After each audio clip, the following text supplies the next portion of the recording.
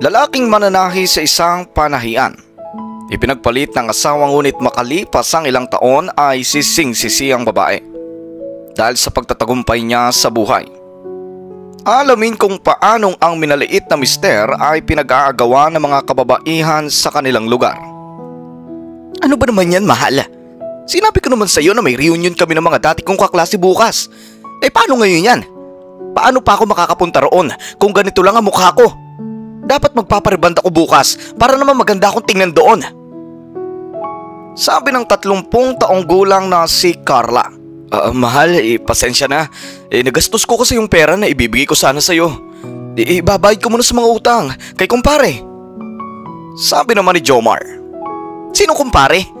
Hindi ba talaga yan pwedeng mapakiusapan? Si Katie yun. Hindi rin siya dapat maningil. Ang kaso lang nagkasakit yung anak niya. Kaya ayun, nagamit ko yung perang ibibigay ko dapat sa'yo. So umimangot naman si Carla. Sige na, total lagi ka naman ganyan. Lahat naman ang hinihingi ko sa'yo hindi mo naman na ibibigay sa akin. Ayos lang, sanay na rin naman ako. Ako ang pinakamaganda sa school namin. Tapos pupunta ako sa reunion mo na mukhang losyang. Kasi nga, yung skincare routine ko natigil ko magmula nang pinakasalan kita. Dapat naghanap na lang ako ng ibang lalaki na pwede magbigay sa akin ng mga pampaganda. Nagalukip-kip pa ng mga braso si Carla at tumalikod kay Jomar. Kinokonsensya niya ang kanyang asawa. Marami kasing nanliligaw noon kay Carla, ngunit mas pinili niya si Jomar sapagkat nabuntis siya nito ng maaga. Mahal din naman niya si Jomar, ngunit habang tumatagal ang kanilang pagsasama ay unti-unti itong nawawala dahil nga hindi na ibibigay ni Jomar ang mga luho niya sa buhay. Niyakap siya ni Jomar. Mahal, sorry na. Ginagawa ko naman ang best ko para maibigay ko sa iyo mga pangangailangan mo. Ang tataas na kasi ng presyo ng mga lotion at makeup ngayon. Hindi ko naman yun pwedeng gawing priority. Dahil may 3 tayong anak. Lahat nag-aaral. Tapos mabababa lang ang sahod ko. Oo na. Ako na itong maluho. Ako na itong masama. Ako na itong mas inaalala pa magpapaganda kaysa sa mga anak natin. Alam ko naman ganyan ang iniisip mo Mahal, hindi sa ganun. Pero sana naman ay maunawaan mo ang sitwasyon natin. Hindi naman tayo mayaman Kaya nga, hindi tayo mayaman. Kaya nga sana, hindi ako nagpabuntis sa'yo. Niligawan ako noon ni Hermano. Ngayon, sima na siya at marangya na ang buhay. Kung sana'y siya na lang ang pinili ko di sana maganda ang buhay ko ngayon. Napakatanga ko talaga para magpabuntis sa'yo. O sige na, mahal. Mangungutang ako kay Ivan mamaya ng pang-reband mo para bukas. Para hindi ka na rin mapahiya sa mga dati mong kaklase. Hindi na, huwag na. Unahin mo na lang ang mga anak natin dahil yun naman ang talagang dapat.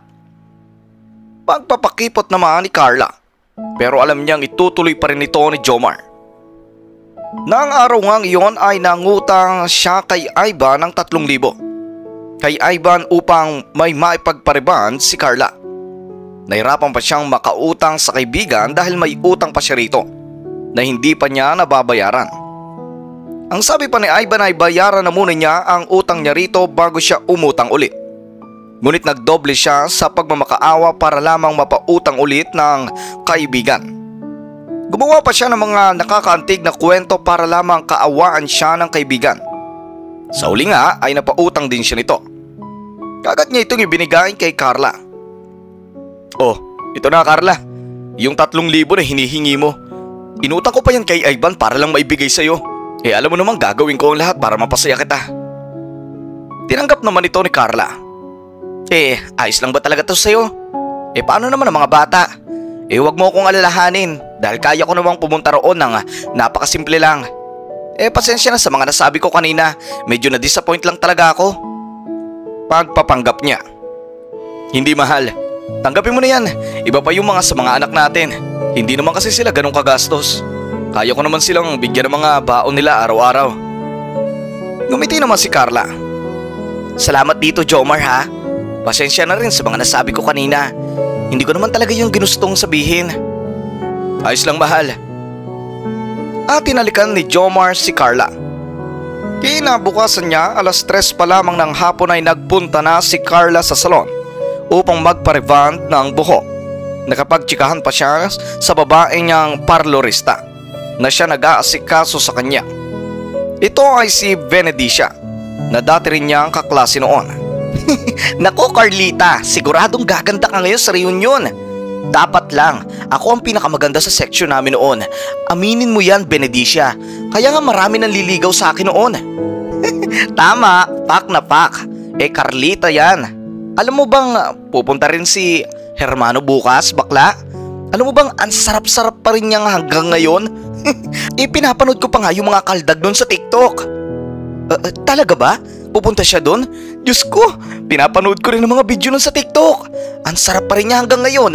May nangyari na sa amin noon nung college kami. Sana siya na lang yung nakabuntis sa akin.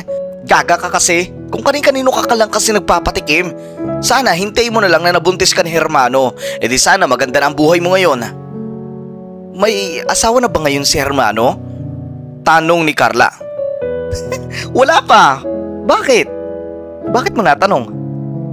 Kasi sa totoo lang, nawawala na ako ng gana dyan kay Jomar. Hindi niya naibibigay lahat ng mga pangangailangan namin.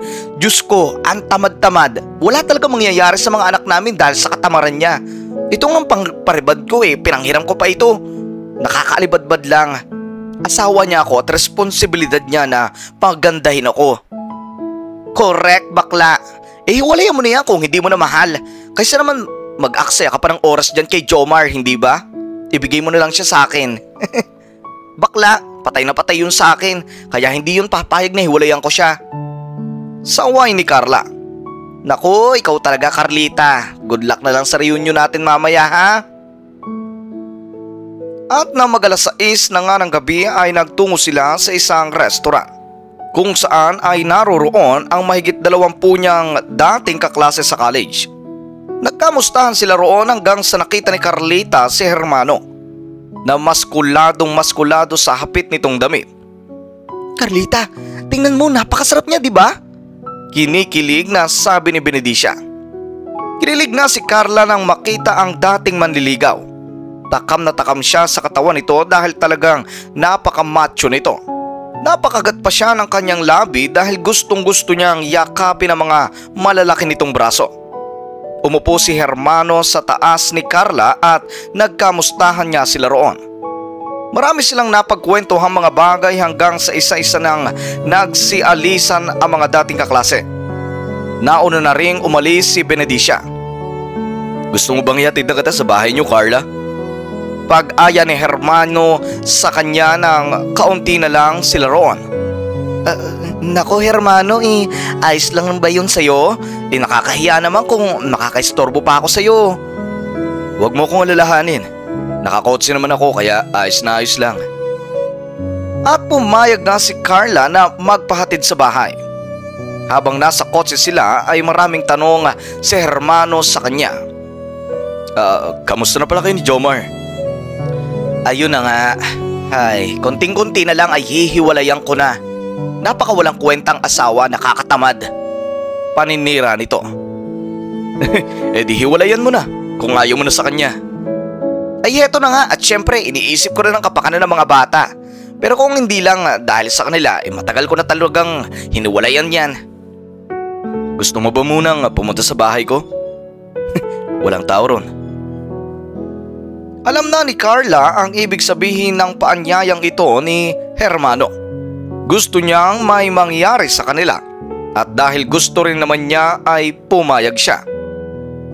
Ayos lang naman sa akin, Hermano. At nag-U-turn si Hermano upang magtungo sa kanyang bahay. Mabuti ka pa, Hermano, no? Napaka-asensado mo na ngayon. Wala ka pa rin ibang girlfriend hanggang ngayon. Sa gwapo mong yan imposible namang wala. Kaya nga, wala Mapili kasi talaga ako. Hindi ako nakikipag-anuhan sa mga kung kanin-kanino lang mga babae. Anong anuhan? Yung alam mo na. Di napakaswerte ko pala dahil naanuhan mo ako dati. Siyempre naman. Hindi ko nga maintindihan kung bakit mas pinipili mo yung si Jomar kaysa sa akin. Kung sana'y tayo ang nagkatuluyan ay maayos na sana ang buhay mo ngayon. Ayun na nga ang isa sa mga na-regrets ko sa buhay. Napabuntong hininga siya. Kung may babalik ko lang ang panahon bumalik na ako at hindi na sana ako nagpagalaw pa sa kanya. Kasi naman lasing ako that time. Kung hindi rin naman ako lasing, hindi ko na sana ginawa yun. Ay nako, nakakawalang ganang mabuhay kung ganun ang asawa mo. Nang marating nga nila ang bahay ay namangha si Carla dahil napakaganda ng bahay ni Hermano. Mas lalo siya nagsisi na si Jomar ang kanyang pinili. Ilang sandali silang nagpakiramdaman hanggang sa may nangyari sa kanila. Nang matapos sila magtalik ay nagdamit na si Carla.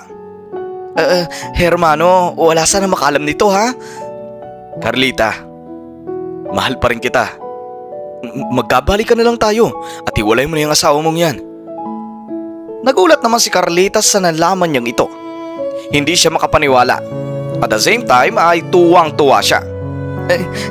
Totoo ba yan, Hermano? Tanggap mo pa rin ba ako kahit na may anak na ako? Tumango naman si Hermano. Oo naman, ikaw pa. Niyakap nga ni Carla si Hermano ng walang kasing saya. Maraming salamat, Hermano. Promise, hiwalayan ko si Jomar. Pero hindi mo na ngayon. Magagalit sa amin ang pamilya namin kapag bigla na lang akong nakipaghiwalay ng walang dahilan.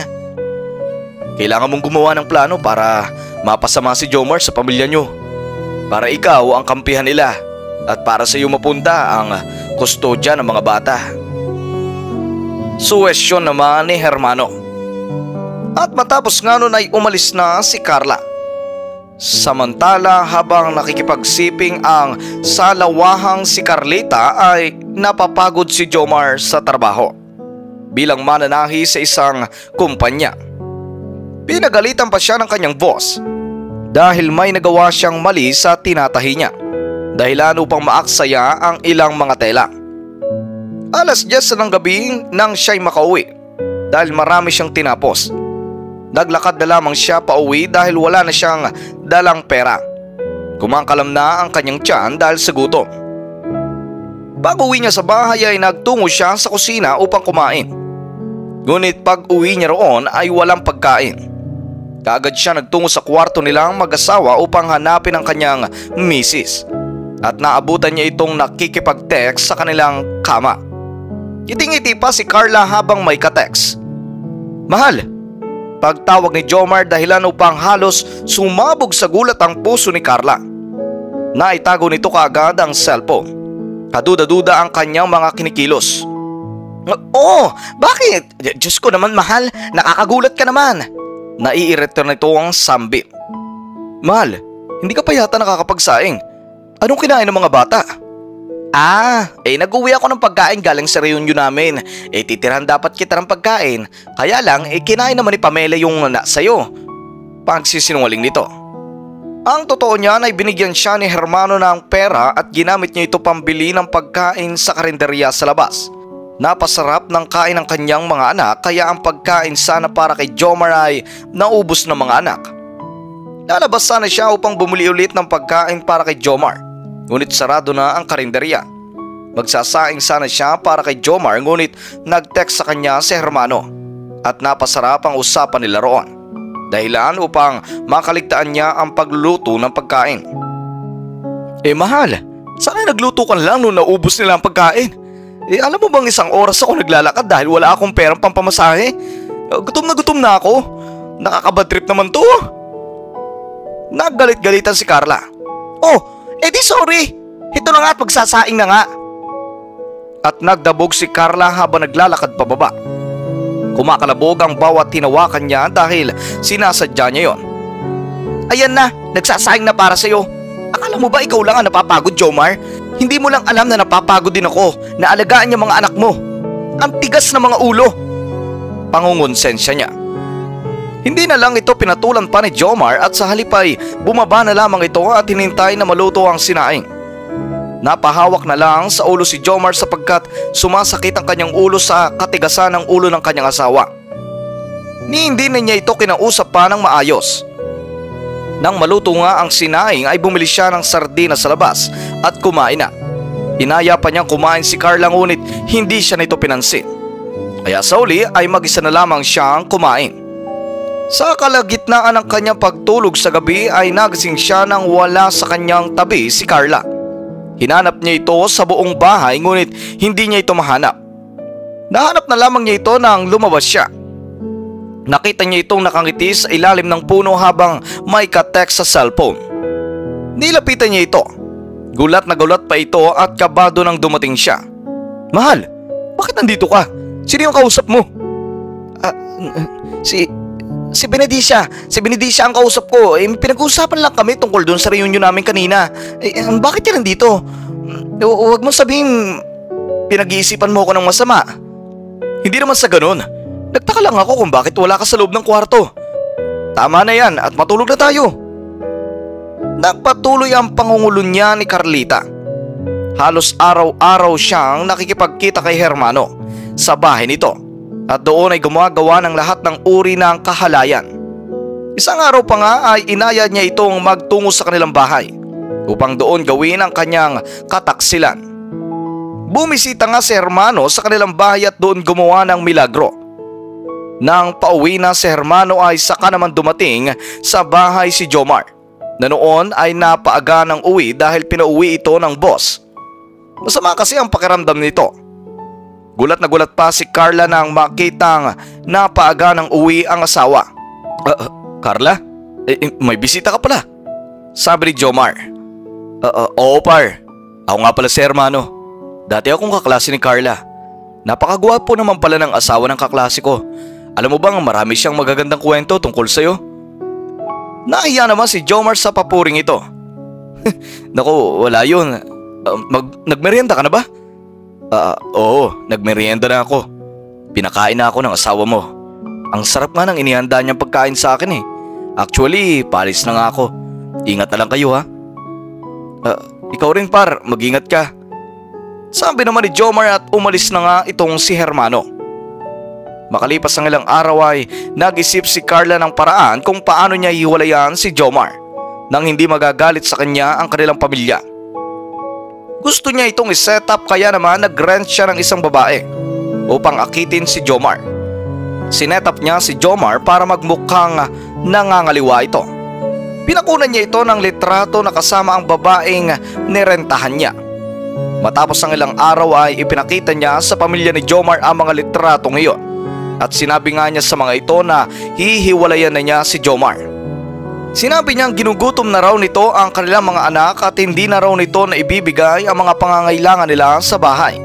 Maliban doon ay nagsimuling din siya na palaging mainit ang ulo ni Jomar at palagi siyang sinisigawan. Muntikan pa nga raw siyang pagbuhatan ng kamay ni Jomar. Kung hindi lamang siya nakatakbo kaagad. Gulat na gulat ang kanilang pamilya nang malaman niyon. Dahil nga kilala nila si Jomar at alam nilang hindi ito magagawa ni Jomar. Gulat na gulat din si Jomar nang malamang nakipaghiwalay na sa kanya si Carla. Ang mas ikinagulat pa niya ay ang pagsisinungaling nito sa kanya. Carla, bakit mo naman ako kailangan siraan sa pamilya ko? Alam mo bang hindi totoo ang lahat ng mga sinasabi mo sa kanila? Pagkumpronta ni Jomar sa kanya. Totoo yun. Hindi lang yung kasinungalingan. At saka matagal na kitang pinagtitiisan, Jomar. Ayoko na sa'yo, kaya maghiwalay na tayo. Please lang, wag mo na akong pilitin pa. Mahal, huwag ka namang ganyan. Alam mo namang mahal na mahal kita, hindi ba? At saka paano ang mga bata? Huwag mong isipin ang mga bata dahil sasama sila sa akin. Ha? Paano sila sasama sa'yo? Paano mo sila bubuhayin? Huwag mo nang intindihin pa yun, Jomar. Ang sarili mo ang isipin mo. Naiintindihan mo? Hindi tayo maghiwalay. Ayoko maghiwalay tayo. Kapag hindi ka pumayag, magpapakamatay ako, Jomar. Ipinapangako ko yan sa'yo. At kinuha nga ni Carla ang kutsilyo sa kusina at ibinanta itong isasaksak sa sariling leeg. Natakot naman si Jomar doon. Mahal, huwag ka naman ganyan. Ano bang nagawa kong mali? Sabihin mo para maayos natin to. Ganon ang isang pamilya, hindi ba? Nasira ang buhay ko na dahil sa iyo, Jomar. Kung hindi mo sana ako binuntis, hindi sana magkakandilit-siletse ang mga buhay natin. Hindi mo na naibibigay ang mga pangangailangan ko bilang babae. Nagmukha na akong losya ng dahil sa iyo. Ayoko na mabuhay kung ganito lang kahirap ang magiging buhay ko sa piling mo. Mahal, yun lang ba? Pangako, Gagawin ko ng paraan ng lahat, maibigay ko lang ang mga pangangailangan mo. Magdudubli kayod ako. So kailan pa yun? Matagal pa yun. Hindi ko makakapaghintay ng ganong katagal para sa isang bagay na wala namang kasiguraduhan.